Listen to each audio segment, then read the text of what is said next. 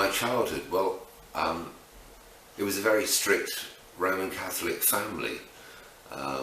When I say very strict, you know,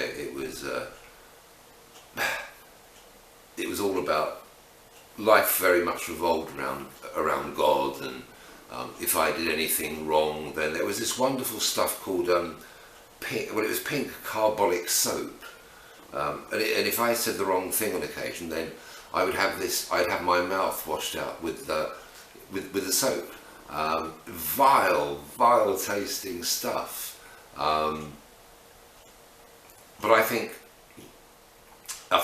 the defining point for me in terms of my childhood was when I was 8. I'm pretty sure I was 8, and where we lived, we had a banister on the landing, and you could look down more or less onto the door to the front room, and there was all this commotion downstairs one evening when I'd gone to bed, because I used to be put to bed quite early, and I remember going onto the landing, and on my knees, you know, there were rails, and I'd be hanging onto the rail, sort of on my knees, peering over, looking down, and there was all this commotion about it's your fault, I had this bastard, I never wanted him in the first place, and he should have been a girl. And it's so, you know, whether my father sort of got his way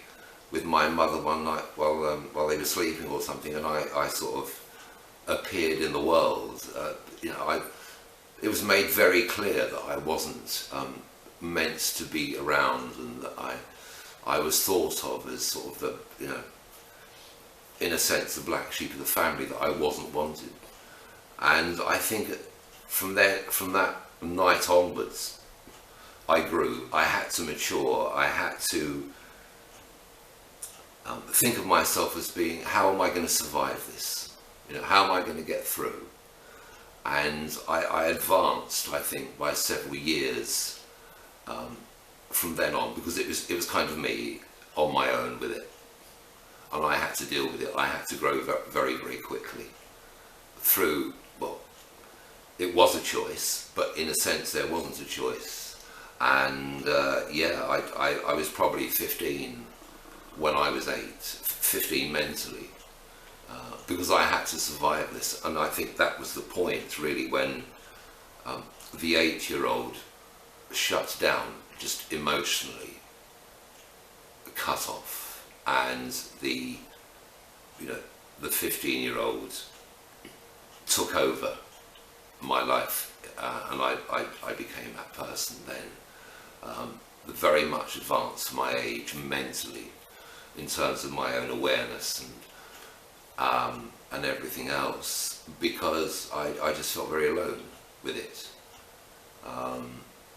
It led to all kinds of problems and all kinds of difficulties and behavioural issues. You know, I got taken to a psychiatrist. At one point I even, tried to, there were bed springs in those days, and they were all metal.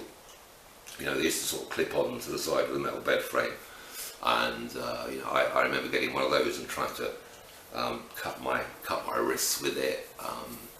There was a point where I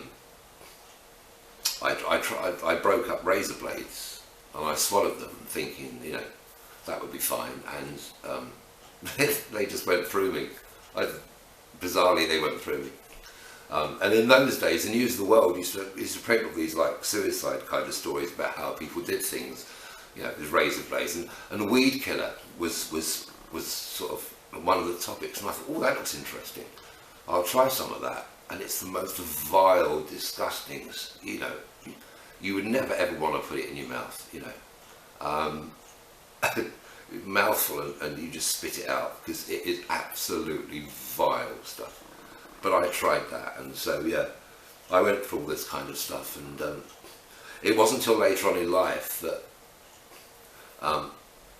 things came to a point where the 15-year-old couldn't take any. Well, the dynamic between the 8-year-old who was sort of shut down, and the older one who'd sort of taken over, that dynamic really clashed later in life, and that was a bit of an eye-opener, really, a real eye-opener, because that's when I became very, very, very ill. I was the spawn of the devil. I had to go straight to hell.